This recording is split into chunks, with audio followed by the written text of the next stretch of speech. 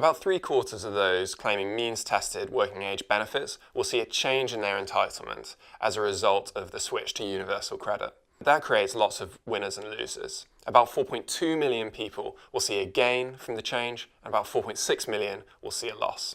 For the first time, we look at the impact of universal credit over 8 years of people's lives, so we can see its impact on the persistently poor as well as the temporarily poor. Those who lose most from universal credit in the short run include the low-income self-employed, those that have significant financial assets, and working owner-occupiers, people that own their own home. Those who are disabled or who live with someone that's disabled are particularly likely to be persistently, rather than just temporarily, poor.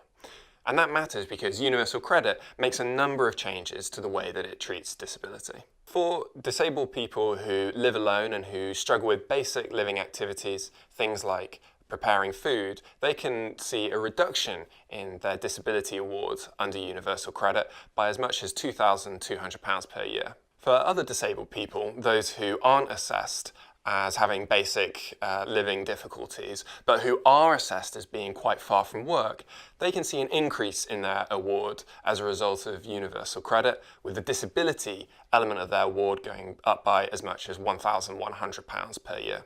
Universal credit integrates together 6 means-tested benefits, and inevitably that's going to create a lot of winners and losers. But most of the big losses that we see are actually accounted for by a relatively small number of additional changes that the government has made on top of that basic integration. What we find is that for many, those big losses are temporary, so they only lose for a short period of time.